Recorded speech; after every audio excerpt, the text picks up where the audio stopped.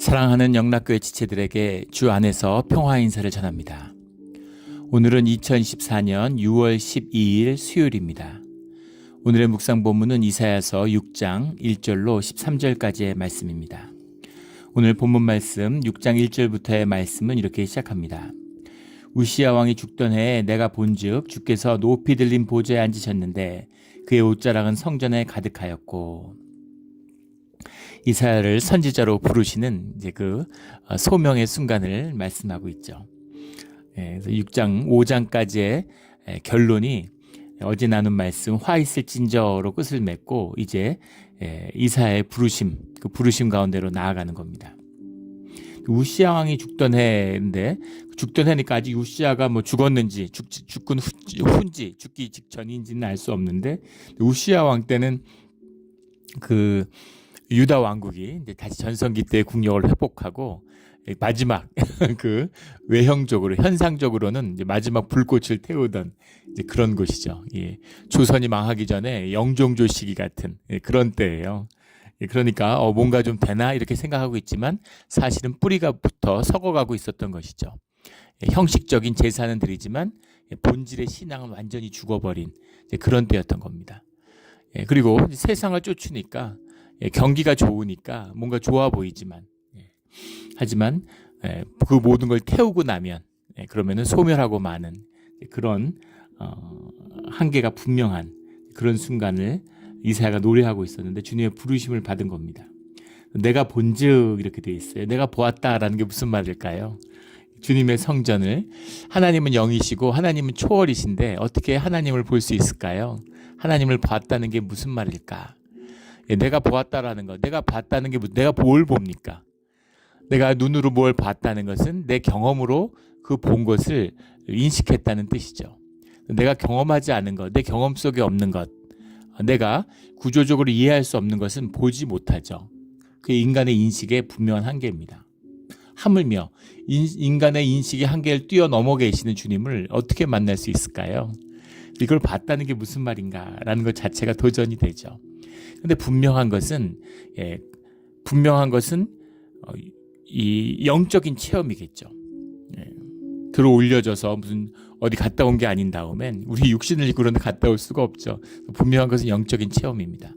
영적인 체험이지만 동시에 그것이 시각적이고 우리가 이미지로 꿈을 꾸면 알 수 있잖아요. 이미지로 그 인식하는, 또 우리가 분명히 살아있고 본 듯이 우리가 경험하고 느끼는 그런 경험들을 하게 되는 거죠.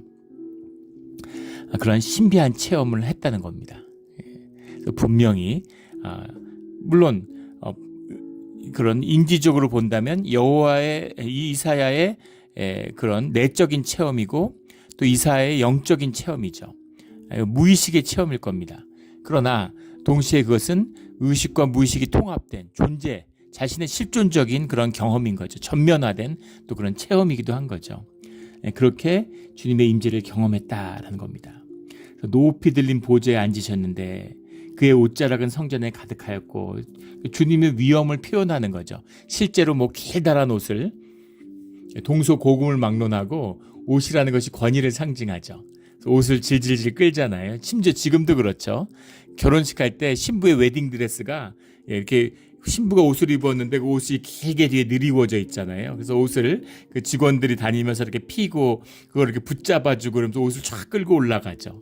그것이 이제 뭔가 그 위엄을, 어떤 그 높음을, 그걸 보여주는 거죠. 상징적으로 상징하는 거죠. 그런 상징성이 들어있는 겁니다. 그래서 옛날에 뭐 왕들도 그렇고 옷을 길다란 옷을 질질 끌고 다니고 뒤에서 그걸 붙들고 다니잖아요. 그러니까 그런 경험, 실제 그러면은 주님이 그 뭐 천국에 가면 성전에서 옷을 이렇게 줄줄 끌고 다니실까? 예, 물론 그러실 수도 있겠지만 이제 그것은 사람들의 경험, 표상을 의미하는 거죠. 예를 들면 이런 겁니다. 만약에 원시인들이 보잉 747이 날아가는 걸 봤다고 생각해 보세요.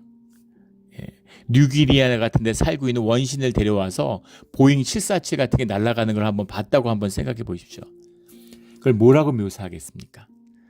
거대한 고래가 하늘을 나르는데 날개는 독수리 날개 같고, 그 입에서 불을 뿜는데 불을 뿜는 것은 화산이 폭발하는 것 같고 천둥 소리가 들리고 번개가 치고 그 바람으로 나무가 흔들리고 어떻게 표현하는지 아시겠죠?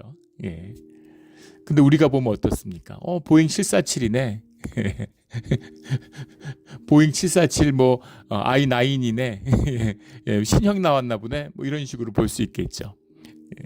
비행기 좋아하는 사람들은 뭐 그게 747인지 뭐 777인지 787인지 보고 구분할 수 있겠죠. 숫자로 아이덴티파이를 해요. 전 보잉사에서 만든 747이야. 숫자로 아이덴티파이를 합니다. 그런데 고대인들은 그렇게 묘사할 수가 없는 거죠. 원시인들은. 자기 경험의 표현이에요. 그러니까 전적인 이사야. 이것은 이사야의 경험 속에 들어있는 것입니다. 그런 체험이에요. 이거 인간이 체험하는 신비 체험의 본질과 한계를 동시에 보여주고 있는 것이죠. 예전에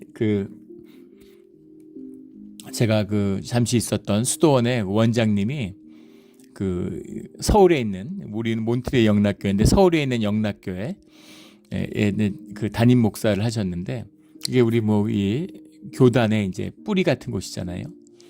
근데 교인들도 많고 이런데, 그리고 이제 책임감 이런 게 굉장히 어깨가 무거우셨다는 거죠. 주일날 예배가 끝나고 이제 흔히 당회장실이라 그러잖아요. 담임 목사 그 방에 가면 책상 위에 그 편지가 한 100몇십 통씩 와 있답니다. 교인들이 이제 편지를 쓴. 근데 교회마다 이제 이세벨들이 많은 거죠.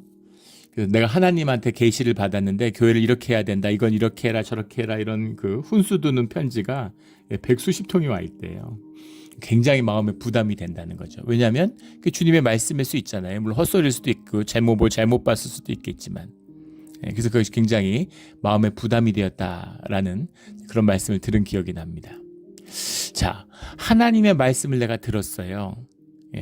그러면 그 말이 하나님의 말이니까 내 말 다 들어 이렇게 되는 건가요? 하나님의 말씀을 들었는데 내가 말했는데 잘못됐어. 어떻게 하나님의 말씀이 잘못될 수가 있지? 어떻게 하나님의 말씀이 틀릴 수가 있지? 어떻게 된 겁니까? 주님은 온전하시고 주님은 선하시고 주님은 완전하시죠. 그러나 내가 주님을 만났다는 의미는 뭐예요?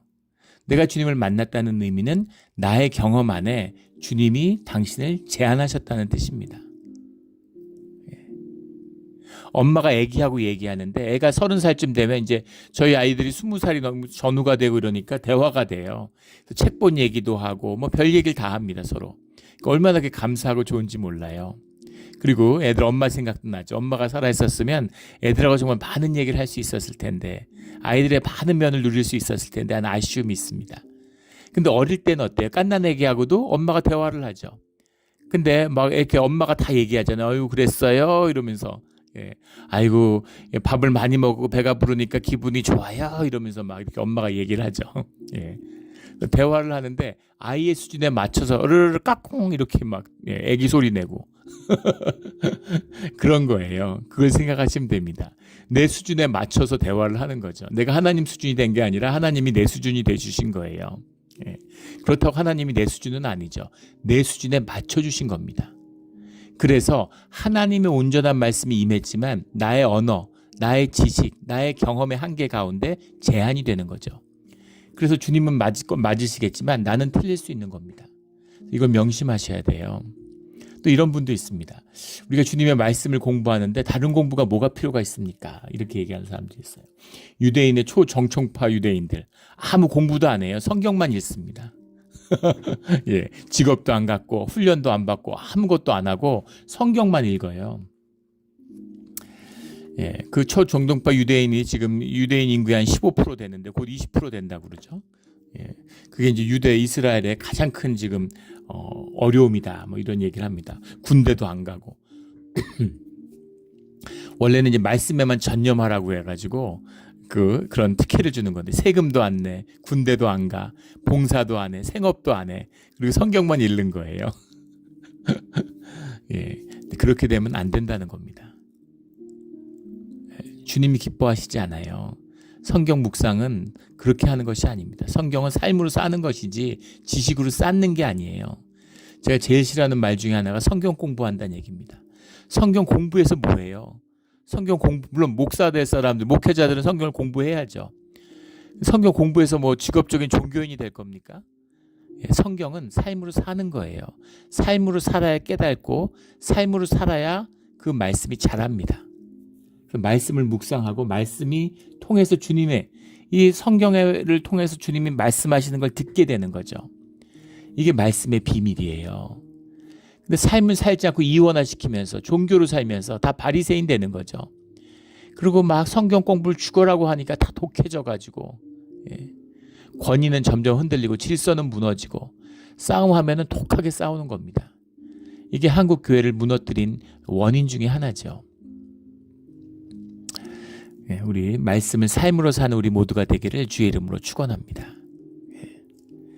물론 성경 공부가 필요 없다는 건 아니죠. 좀 교회에 나오고 성경을 좀 알아야 되지 않겠습니까? 뭘 좀 알아야지 그 뜻을 알죠. 그것은 이제 우리의 묵상을 따라가는 거예요. 보조적인 것입니다. 그런 말씀을 묵상하고 사는데 그 삶으로 말씀을 받는다는 그 삶의 지경이 넓어질수록 더 깊은 말씀을 받게 되는 거죠. 영적으로 예민하고 영적인 은사를 가진 그런 사람들이 분명히 있습니다. 교회 가운데서도 그 예민한 자매들이 있어요. 근데 그 예민하다는 게 무슨 말이냐면 패서빌리티가 낮다는 얘기예요. 그래서 하나님의 품 안에서 있어야 되는, 교회에서 자라야 되는 그런 콜링을 받은 청년들이 있습니다. 근데 그것이 이제 지켜지지 못하니까 그런 사람들이 이제 말썽을 믿거나 문제가 되거나 사고를 치기가 쉽습니다. 허들이 낮으니까 뭐든 좋은 것도 잘 들어오지만 나쁜 것도 잘 들어오는 거예요. 그래서 삶이 파괴되는 경우가 많죠. 영적으로 예민하고 은사가 있는데 제대로 그 전신갑주를 입어야 되는데 그걸 몰라요. 제대로 방벽을 세울 줄 모릅니다. 그래서 삶이 막 파괴돼요. 그래가지고 우울증이 오고 소극적이 되고 히키코모리라고 그러죠. 일본에서 방에 맨날 처박혀 있고 자기 좋은 것만 하고 이렇게 되는 겁니다. 그런 그 청년들을 보면 사실은 영적으로 굉장히 예민한, 찬양을 하고 말씀을 담고 주 안에서 살아가야 되는데 공동체 안에서 보호돼야 되는데 그게 안 되는 경우가 많죠. 그런데 그렇게 그런 청년들이 교회에서 자라면 은사가 나타나고 뭐 아주 대단합니다. 막 신유의 은사 같은 게 나타나고 사람 기도하면 낫고 막 그래요. 그러면 그 주변에 막 사람이 모이고 또 막 이렇게 떠받들고 막 교주같이 막 그렇게 되는 거예요. 그런데 본질은 무엇이냐면 아무리 10대, 20대의 자매가 아무리 영적으로 뛰어나도 아기 낳고 아이를 아픔으로 키우는 40대 주부의 영성보다 높을 수가 없어요. 이게 영성의 비밀입니다. 왜냐하면 주님을 알아가는 그 방법, 그 진실한 길은 우리의 삶에 있기 때문이에요. 삶을 진실하게 사는 것이 주님을 알아가는 방법입니다. 따라서 우리가 삶의 지경을 넓히고 경험의 폭을 넓히고 또 지식을 넓히는 것이 주님의 말씀을 담는 그릇을 키우는 것이 주님의 말씀과 복을 담는 비밀이 있다는 겁니다. 그래서 공부를 열심히 하고 교양을 키워야 돼요. 로이드 존슨이라고 하는 유명한 그 부흥 시대의 끝을 장식했던 유명한 전설적인 설교자가 있죠, 영국에. 프리칭 앤 프리처스라고 하는 유명한 책을 남겼는데 거기에 유명한 말을 남겨요. 설교자는 한 손에 성경책을 한 손에 신문을 들고 있어야 된다고. 100년 전이니까 이제 그렇게 얘기하는 거죠.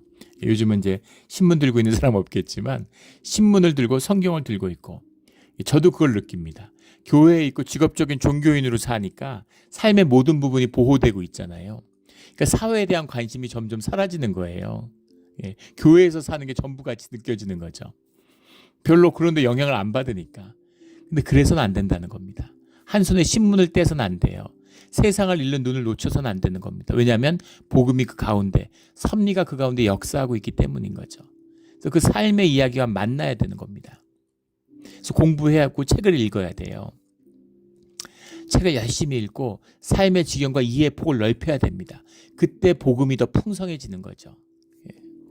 그래서 나는 막 경결에 신실해 이러고 성경책밖에 안 봐. 이런 자들은 목회를 하면 안 됩니다. 목회를 할 수 있겠지만 설교자가 돼서는 안 돼요. 그런 것처럼 공부를 열심히 해야 되는 거죠.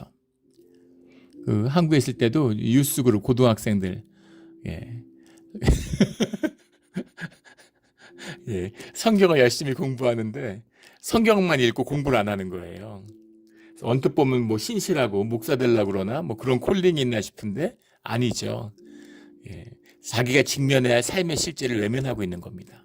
도피처가 이제 교회고 성경인 거죠. 성경 읽으면 부모가 뭐라고 못 그러니까. 예. 그래서 성경은 목사님이 읽을 테니까, 기도는 목사님이 할 테니까 너는 공부 열심히 하라고, 학교 공부 열심히 하라고 그렇게 얘기합니다. 엉뚱한 짓 하지 말고. 그게 진실인 것이죠. 예. 또 막 중고등학생들 방언 같은 거 막 시키고, 중고등부 유스그룹 데리고 와가지고 기도하면 예, 대부분이 방언을 받습니다. 3분의 2는 그냥 자연스럽게 방언이 터져요. 예, 물론 아이들이 영이 아직 더 맑기 때문이기도 하죠. 그런데 또 다른 측면은 의식의 힘이 약한 겁니다. 의식이 충분히 자라지 않았기 때문에 쉽게 무의식이 터지는 거예요. 하나도 좋은 게 아닙니다. 중고등학교 때는 방언 기도를 하면 안 돼요. 그때는 오히려 성경을 암송하고 의식의 힘을 키워야 될 때입니다. 예. 물론 영이 죽으면 안 되죠. 근데 중고등부 시절에 영을 살리는 길은 예, 기도가 아니라 음악이에요. 예, 그래서 음악을 배워야 되는 겁니다. 그 음악이 귀한 거죠. 그래서 음악을 통해서 영의 문이 닫히지 않게 하는 것, 이게 굉장히 중요한 교육의 수단입니다. 그래서 교회 같은 데서도 이제 오케스트라 같은 거 하고 음악 같은 거 가르치고 이런 거 하고 있으면 좋죠. 그런 거 너무 좋은 겁니다. 요즘은 아이들이 뭐 교회 없으니까 이제 그런 것들도 보기 힘들어졌는데 예, 그렇게 예, 자기의 지경, 자기의 경험 안에서 주님을 만난다고 하는 것, 이 의미를 알아야 된다는 것이죠. 그런데 이사야의 경우에 이사야가 본 경험했다는 것은 그 개인적인 것만은 아니라는 겁니다. 왜냐하면 그가 예레미야의 부르심이나 에스라의 부르심 같은 또는 요한계시록의 그 말씀과 닿아 있다는 거죠. 이건 뭐겠어요? 내 경험이니까 나한테만 특별해? 이건 아니라는 겁니다. 왜냐하면 모든 사람의 영은 연결되어 있고 모든 사람의 영은 사실 하나예요.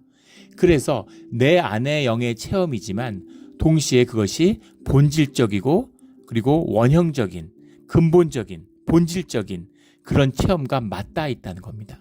그래서 이사야의 체험은 이사야의 경험 속에 있는 것이지만 동시에 그 경험을 뛰어넘는 보편적이고 일반적인 그런 힘을 가지고 있다는 거죠. 이게 이사야가 받은 체험의 특별한 의미예요. 이것이 주님이 부르시는 의미의 특별한 계시적인 의미입니다. 이것도 중요해요. 그러니까 성경의 말씀으로 남았겠죠. 그래서 이사야가 경험했는데 내가 꿈꾼 거하고는 좀 달라요. 물론 같을 수도 있지만 내가 꿈꿔가지고 내가 밤에 꿈에서 본 거하고 이사야도 동시에 그런 신비적인 체험을 했지만 그런 개별적인 그런 경험을 뛰어넘는 그런 보편적인 그런 본질적인 그런 영적인 특성을 이사야가 가지고 있는데 이것이 선지자의 부르심의 특성이라고 하는 겁니다. 그럼 보이시겠죠? 이것이 공동체와 교회를 떠나서 있을 수 없는 것이에요. 주님과 함께하는 주님의 지체를 통해서 나타나는 것이라는 겁니다. 그래서 내가 막 눈이 뭐 희번덕해져가지고 막 금식 기도하고 이러다 보니까 특별한 체험을 해갖고 뭐 이렇게 막 내려오고, 내가 모세 됐다 이렇게. 모세도 공동체 가운데 있기 때문에 모세인 거죠. 공동체가 없는데 주님의 소명이 없는데 주님 만나가지고 막 능력 생겼다. 사람을 막 묶는다. 그럼 내가 만난 게 주님이 아닐 확률이 거의 분명하다고 보시면 됩니다. 마귀의 역사가 있어요. 마귀도 영적인 역사가 있습니다. 내가 주님의 이름으로 사람을 고치고 주님의 이름으로 모도하고 축사도 하고 다 했습니다. 주님이 넌 누구냐 이렇게 물어보시죠. 그럼 주님이 안 계신데 주님의 능력이 힘입지 않았는데 어떻게 사람을 고쳤을까요? 사람의 능력인가요? 마귀의 권세가 있는 것이죠. 마귀짓 하는 거예요. 세상에 무당도 많고 온갖 신비주의가 판을 칩니다. 정말 능력이 하나도 없는데 그런 게 먹히겠습니까? 먹히는 거죠. 뭔가 능력이 있겠죠. 그런데 그것은 아무 의미가 없다는 겁니다. 능력을 쫓는 자들, will to power를 쫓는 자들은 반드시 마귀의 길을 가게 돼 있어요. 가로 유다의 길이죠. will to love, 오직 사랑을 추구하는, 하나됨을 추구하는, 주님과 하나됨을 추구하는 그 마음, 그 마음을 갖고 살아가는 사람들은 주님께 인도함을 받는 거죠. 내 이웃을 사랑하라, 내 몸같이 사랑하라라고 하는 그 말씀의 비밀입니다. 주님을 사랑하는 것과 이웃을 사랑한다는 것이 같은 이야기죠. 주님을 너무 사랑하고 주님을 너무 높이기 때문에 난 사람들을 막 정죄하고 난 사람들하고 도저히 더러운 사람들하고 같이 못해. 그게 바로 마귀죠. 계시록에 나타나는 마귀의 역사입니다. 하나님만 섬기지 사람은 안 섬겨. 마귀입니다. 주의 사람은 사람을 섬기게 돼 있어요. 연약한 자를, 낮은 자를 섬기는 것입니다. 체험의 중요성과 체험의 한계를 동시에 보았죠.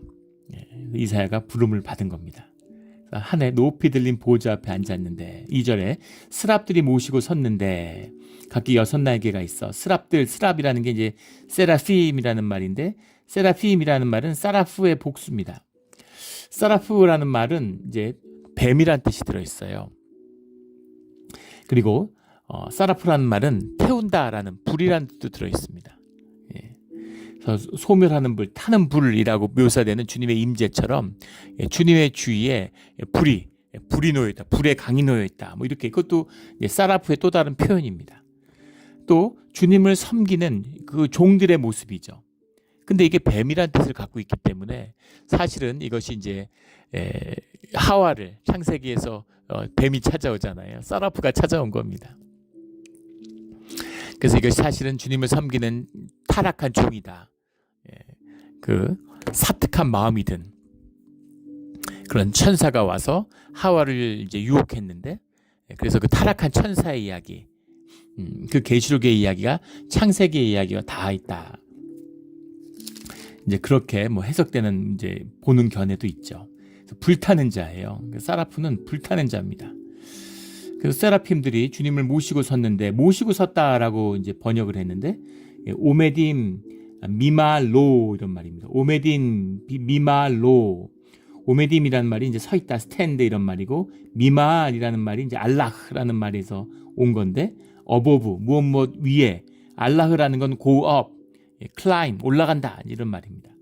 알라흐, 미말, 그러니까 위에 서 있는 거죠. 로라는 게 it, 그거 위에 서 있다라는 말입니다. 스랍들이 그것 위에 서 있다. 그것이 뭐냐라는 거죠. 그것을 이제 성전에 앉으신 주님으로 보면은 모시고 섰다 이렇게 해석을 한 겁니다. 그런데 이제 그것보다는 성전으로 받아야 성전 위에 서 있다.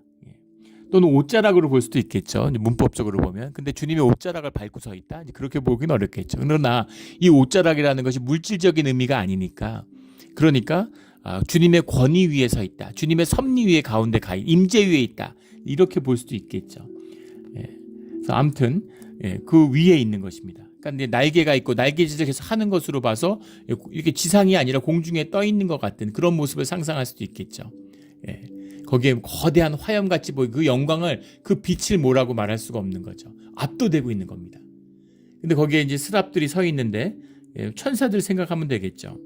근데 이제 이것도 사실은 그 세라핌이라는 것도 뭐 페니키아 같은데 그런 그 수호 천사, 수호 사자들, 날개가 달린 사자의 형상과 사람 얼굴을 하고 있고, 근데 그런 그 세라핌에 대한 조각들이, 부조들이 많이 남아 있습니다. 그래서 사실은 이제 성전에 대한 그런 본인의 어떤 그 이미지들, 아까 그 보잉 747 본 원신들 얘기했죠. 그런 것처럼 그 경험 가운데 묘사된 것일 수도 있다. 분명한 것은 뭐라 말할 수 없는, 인간의 경험 안에 담을 수 없는 본질과 실제를 만난 거죠. 거기 압도되고 있는 겁니다. 그들이 서 있는데 6날개가 있어 둘로는 자기 얼굴을 가렸고, 얼굴을 가렸다는 얘기는 주님의 영광을 이 세라핌들도, 사라프들도 주님의 영광을 마주 볼 수가 없는 거예요. 눈이 멀어버리는 거죠. 압도되는 겁니다. 천사들도 눈을 가리고 있는데 인간은 더 말할 것도 없겠죠. 그 둘로는 자기의 발을 가렸다. 발을 가렸다라고 하는 얘기는 이제 여러 가지 의미가 있을 수 있겠는데, 하나는 그 발이라는 것이 인간의 이제 부끄러움, 발로 걸어 다니니까 발이 제일 더럽잖아요. 뭐 요즘엔 막 발을 예쁘게 하고 발을 미용하고 뭐 이런 것도 많이 하죠. 여자분들 보면 동남아 같은 데 가면 남자들도 많이 하고, 멋쟁이들 이런 사람들은 발 관리라는 걸 하잖아요. 그럼 뭐 그렇게 하지만 사실은 발이라는 게 제일 부끄러운 부분이죠. 예, 발은 투박하고 발은 막 이렇게 상책일 수도 있고 발은 더러울 수 있고 그러니까 그런 자신의 수치를 가린다라는 것도 있고 상대방에 대한 예의일 수도 있는 것이죠. 그래서 발을 가린다라고 하는 것은 겸손의 의미, 자기를 낮추는 의미도 있고 또 그 앞에 나아갈 수 있는 자격이 되지 않는다. 그런 뜻도 될 수 있는 거죠. 발을 가리는 것입니다. 그 두 개는 발을 가리고 날개가 세 쌍이 있는 거죠. 6개가 세 쌍이 있는데 한 쌍은 발을 가리고 한 쌍은 눈을 가리고 그리고 중간에 있는 날개로는 날고 있는 거죠. 3절에 서로 불러 이르되 거룩하다 거룩하다 거룩하다. 서로 불러 이르되 이렇게 돼 있는데 버가라 제흐엘 제르 버가말 이렇게 돼 있어요. 딱 들어도 알겠지만 의미를 살린 라임이 살아있죠. 그러니까 시라는 걸 알 수 있습니다. 이것이 노래예요. 노래하는 겁니다. 이 전체가 이제 시와 같은 형식을 취하고 있는 거죠. 버가라라는 게 이제 cried, 울부짖는다, 운다는 말입니다. 노래 부른다는 뜻도 될 수 있고 운다는 뜻도 될 수 있어요. 제흐라는 건 this one, 제흐엘 제흐라고 되어 있는데 이것이 이것에게 엘이라는 건 하나님의 엘이 아니고 투워드 무엇을 향한 이런 겁니다. 여기서 이곳을 향해 이곳에서 이곳을 향해 이런 말이죠. 제흐엘 제흐. 그러니까 서로 마주보고 서로 두 줄로 서서 양쪽에 쫙 서가지고 서로 마주보고 서로에게 노래를 부르고 있다. 서로에게 말하고 있다. 이런 말이죠. 버가말, 버가라. 그러니까 노래하고 노래하는 것입니다. 이게 이제 주님 앞에 있는 예배죠. 우리가 드리는 예배잖아요. 주님께 찬양하는 겁니다. 주님의 영광 가운데 압도되고 있으니까 주님의 이름을 높이고 또 찬양하는 거예요. 그 존재가 주님을 높이고 찬양하는 것이죠. 이것은 우리가 소리를 내서 찬양하는 그 찬양을 생각할 수도 있고 우리의 이 지상에서의 교회 예배라고 하는 것은 천국의 원형적인 천국의 예배를 흉내내는 것이죠. 흉내낸다고 해서 가짜는 아니고 주님이 오셔서 그 임재 가운데 우리의 예배를 받아주시면 진짜가 되는 거죠. 진짜 예배를 드려야 되는 겁니다. 그래서 찬양이 중요해요. 찬양을 하면 마음이 열리고 심령이 열리잖아요. 그래서 주님께 찬양을 열심히 많이 드려야 되는 겁니다. 찬양하는 예배가 돼야 되는 거죠. 주님께 소리 높여서 이 천사들이 노래하는데 거룩하다. 카도시죠. 우리가 잘 아는 구별됐던 거룩하다.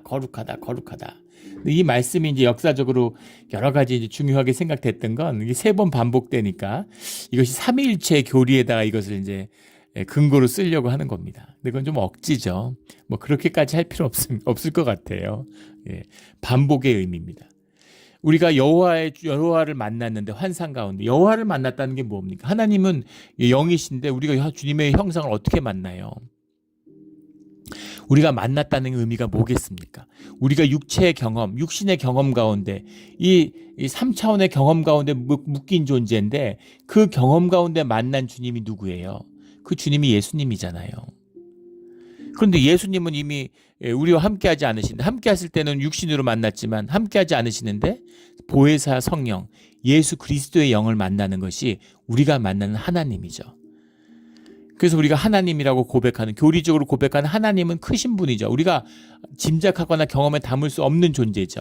그러나 동시에 우리를 사랑하고 이 땅에 오신 예수님이 계시고 그 예수님의 영이신 성령님 우리와 함께하고 있죠. 그래서 우리가 만난 하나님은 성령 하나님이고 예수 그리스도의 영이신 예수님의 인격이고 동시에 그분은 하나님이신 거죠. 그렇게 만나는 겁니다. 그래서 3번 했다고 해서 이것이 삼위일체다 여기 예수님 앉아 계시고 성령님 앉아 계시고 하나님 앉아 계시고 이런 거 아니죠. 그건 굉장히 편의적이고 인간적인 이해 방식입니다. 삼위라고 하는 것은 퍼스널하고 하는 건 그런 의미가 아니에요. 그래서 주님의 거룩함을 노래하고 있다. 이렇게 받으면 되는 거죠. 여호와와 그의 영광이 온 땅에 충만하도다. 영광 카보드라는 말이 또 나왔습니다. 주님의 임재지 영광. 주님이 계신 거예요. 이같이 화답하는 자의 소리로 말미암아 4절에 문지방의 터가 요동하며 성전의 연기가 충만한지라. 불이니까 그 주님 앞에 갈 수 없는 연기. 또 연기라고 하는 것은 주님의 임재를 대면할 수 없는 대면하면 죽으니까 주님으로부터 우리를 지키는 이 성전의 연기잖아요. 연기를 피우죠. 땅의 성전에서도 그 연기가 가득하고 그 소리 때문에 문지방의 터가 요동하고 이건 자기 존재의 요동이죠. 진짜 요동을 했는지 아니면 흔들린 건 나밖에 없는지 그건 알 수 없지만 분명한 건 그 소리로 흔들리는 그 뭐라 말할 수 없는 영광 가운데 나아갔다. 이걸 말하고 있습니다. 그때 내가 말하되 화로다 나여 망하게 되었도다. 나는 입술이 부정한 사람이요 나는 입술이 부정한 백성 중에 거주하면서 만군의 여호와이신 왕을 배웠음이로다. 입술이 부정하다는 게 무슨 얘기입니까? 마음이 부정하면 부정한 말이 입술을 더럽히는 거죠. 그래서 우리의 존재, 우리의 마음이 죄에 있다라는 것을 고백하게 되는 겁니다. 주님 앞에 나아가면 주님의 임재를 경험하면 세상 억울한 일, 수없는 일을 당한 것 같지만 주님의 임재를 경험하면 다 풀립니다. 경험하는 분들은 아시죠? 주님이 야 내가 있다. 주님이 계셔. 내가 너 알아. 네가 아픈 거, 네가 힘들었던 거 내가 알아. 그럼 끝나는 거예요. 그러면 정말 눈 녹듯이 언제 그렇냐는 듯이 겨울에 그렇게 춥고 눈이 쌓여도 해가 뜨고 여름이 되면 언제 눈이 있었는지 발견도 못하게 되는 것처럼 싹 녹아 사라지는 거죠. 이게 주님 임재의 비밀입니다. 이거 못 알아듣고 경험 못한 분들한테는 다 이게 뭔 소린가 싶지요. 근데 아는 분들은 아시죠. 주님의 임재가 우리가 힘들어하는 건 임재가 약해졌기 때문이에요. 주님의 목소리가 희미하기 때문입니다. 주님이 나타나셔서 분명하게 말씀하시면 뭐가 문제가 아무 문제 없죠. 그런 겁니다. 근데 주님 앞에 섰는데 문제는 뭐냐면 나의 문제는 뭐냐면 내가 입술이 부정한 사람이라는 거죠. 주유소에서 아르바이트해서 몸에 기름때가 잔뜩 꼈어요. 근데 불안을 들어가야 되는 겁니다. 폭죽놀이 하는데 가만히 한번 갔다고 생각해요. 이거 잘못하면 죽겠는데 이렇게 생각되는 거죠. 표현이 좀 이상하지만 비유가 몸이 기름으로 쩔어 있는데 불 앞에 서면 어떻게 되겠어요? 다 죽는구나. 여기 오면 안 됐는데 난 죽겠구나. 이것을 본질적으로 존재론적으로 느끼는 겁니다. 입술이 부정한 사람이요. 선지자잖아요. 말씀을 전하는 사람이잖아요. 그런데 주님 앞에 서니까 내가 입술이 부정한 사람이었구나 라는 걸 알게 되는 거죠. 깊은 비밀이 들어있어요. 귀 있는 자는 들을지어다. 주님 앞에 내 죄를 들고 나가는 겁니다. 주님이 내 의를 받으시는 게 아니라 내 죄를 받아주세요. 희생제물이 뭡니까? 왜 희생제물이에요? 뭐 좋은 음식 갖고 와서 공양하는 거예요? 아니잖아요. 내 죄를 전가한 겁니다. 그 소를 받는 게 아니라 그 소와 양을 통해서 내 죄를 받아주시는 거죠. 그래서 우리가 주님께 나아가야 될 것은 내 죄를 들고 나가는 거예요. 우리가 매일 예배 때마다 고백의 기도를 드리고 죄사함의 말씀을 선포하죠. 그것입니다. 죄를 들고 나와요. 그래서 입술이 부정하면 주님 앞에 못 나가느냐? 아닙니다. 입술이 부정하기 때문에 주님 앞에 나가는 거죠. 주님은 말씀하셨죠. 의인은 없다고. 단 한 명도 없다고. 이게 진실이에요. 그 진실로 나가는 겁니다. 근데 종교인들은 자기의 의의를 자랑하고 의의를 갖고 나가죠. 그리고 사람들에게 의의를 갖고 오라고 얘기합니다. 그럼 사람들이 못 와요. 양심이 있기 때문에, 죄의식이 있기 때문에. 사람들을 옴짝달싹 못하고 무기력하게 만드는 거죠. 이게 종교의 악이에요. 한술 더 뜨는 건 의의가 있다고 의의를 갖고 나왔다고 자기 의의를 갖고 나오는 거죠. 그 의의가 뭡니까? 세상 것이니까 돈 들고 오는 거예요. 그래서 돈 바치면 의의를 바쳤다고 좋아하는 거죠. 이게 종교의 모습입니다. 그런데 죄를 갖고 나오는 자는 죄를 용서받고 살지만 의를 들고 오는 자는 의라고 들고 오는 자는 죽는다는 겁니다. 이 그리심산과 에발산 축복과 저주가 세겜의 예배에 함께 오는 비밀이죠. 늘 주님 앞에 나올 때 죄인으로 나옴으로 죄를 용서받는 주의 자녀들이 되기를 주의 이름으로 축원합니다. 내 악이 제하여졌고 내 죄가 사하여졌느니라. 내 악이 제하여졌고 내 죄가 사하여졌느니라. 주님 앞에 나왔으니까, 주님을 만났으니까 제단 숯불을 입술에 대요.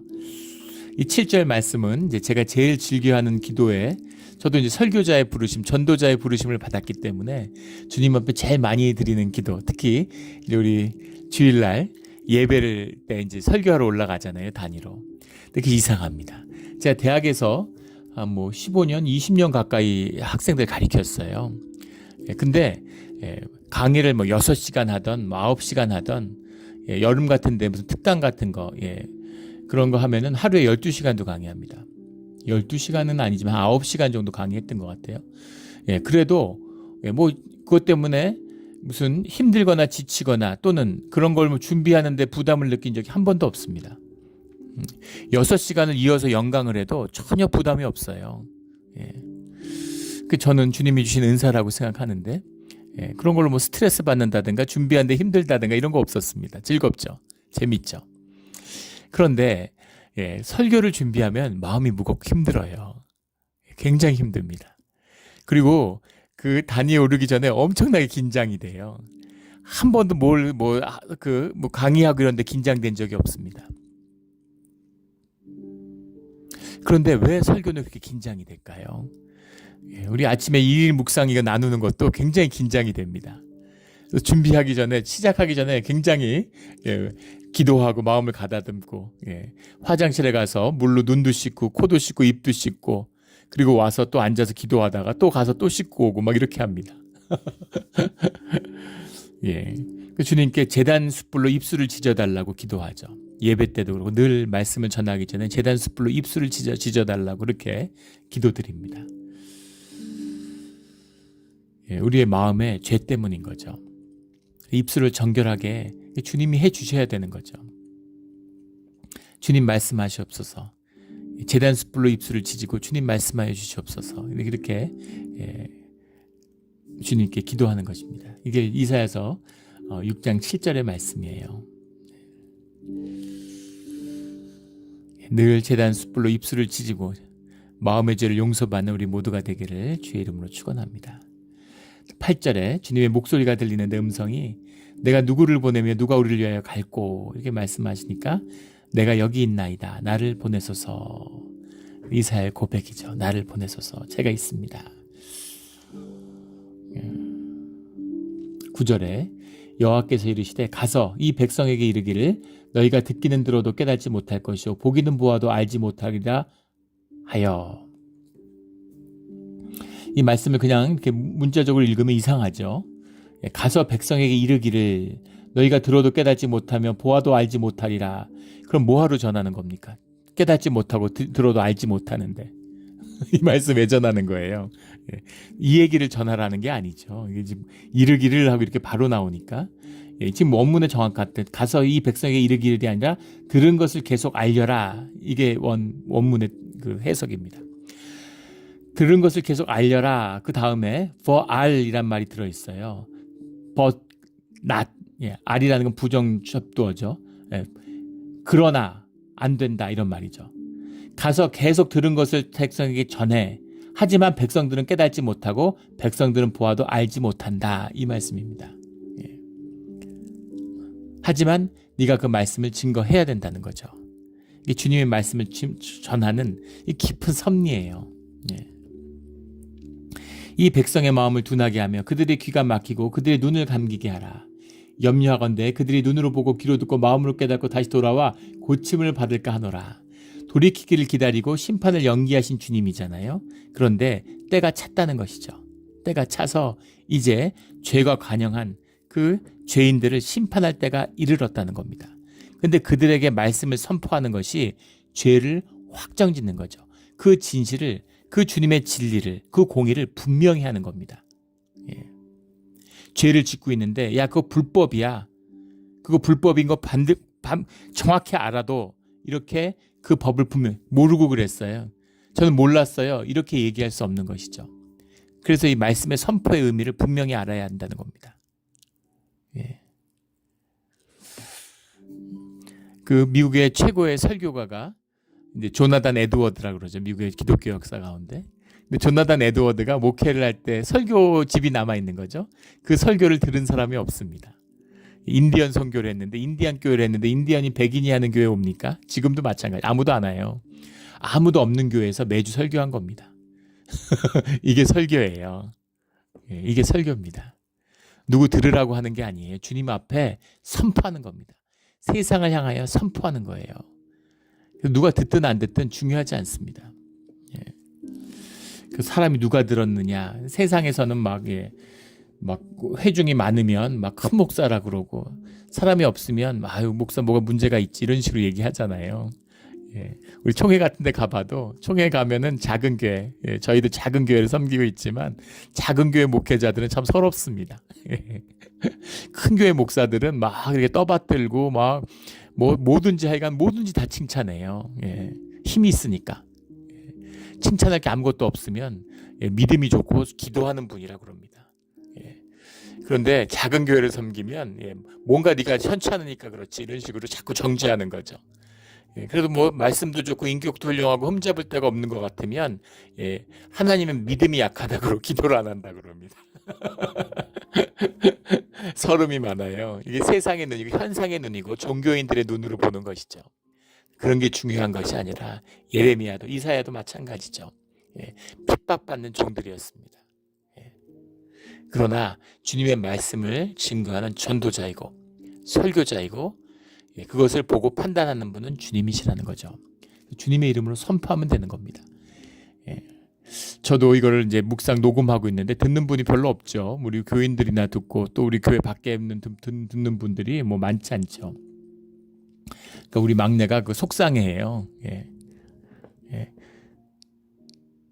아빠 그 설교 녹음하고 이런 거 해도 듣는 사람들 뭐 몇백 명도 안 된다는 거죠.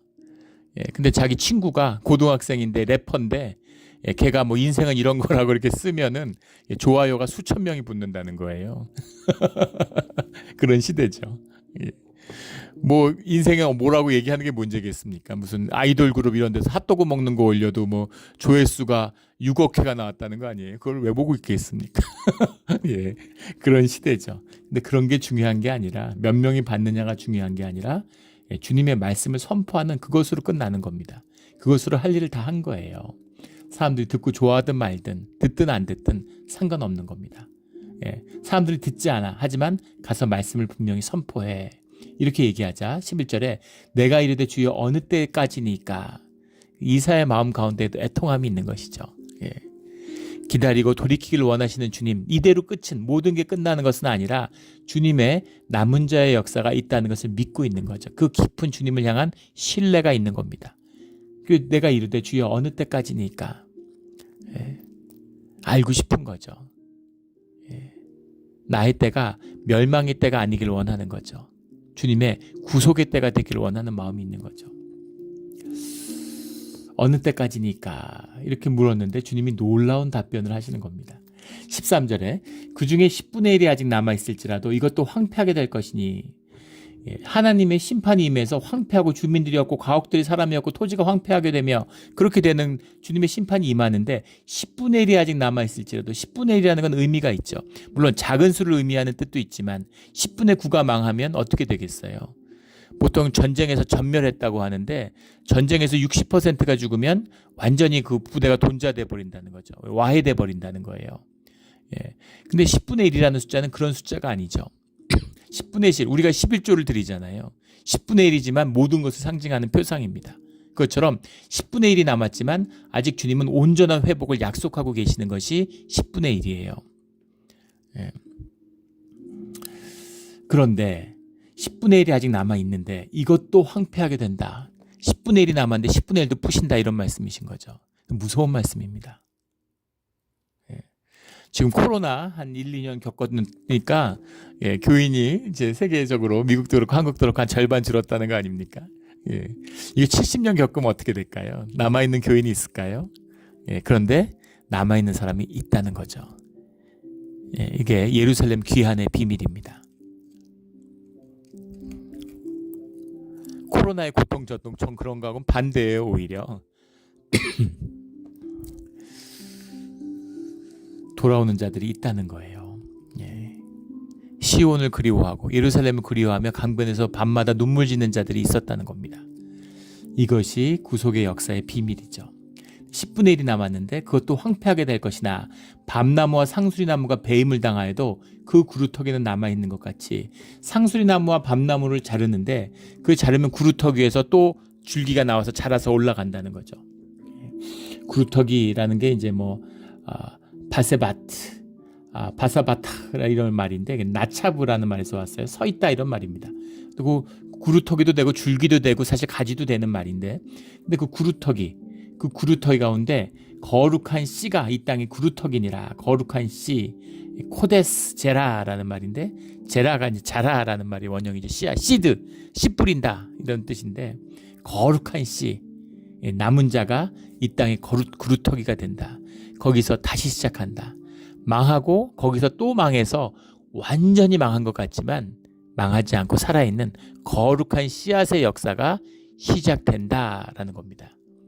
이것이 비밀이다라는 것이죠. 이것이 비밀입니다.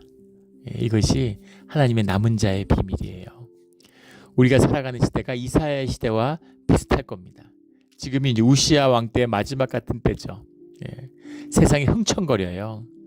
하지만 영적으로는 완전히 무너져 있는, 악이 흥왕하고 선악과가 선악이 무너지고 세상이 어지럽고 교회가 쇠퇴하는 때입니다. 거짓되고. 그러나 이것의 모든 것에 심판이 다가오지만 그것이 끝은 아니다라는 거죠. 남은 자의 역사가 있다는 겁니다. 우리가 주님 안에서 고난 가운데 남은 자가 되기를 예수 그리스도의 이름으로 축원합니다. 아멘. 기도드리겠습니다. 하나님 아버지 감사합니다. 우리 이사야의 말씀은 두렵고 떨리는 말씀입니다. 그러나 우리 믿음 가운데서 이사야처럼 주님의 부르심을 받고 주님의 임재 가운데 나아가는 그런 주의 자녀가 되기를 원합니다.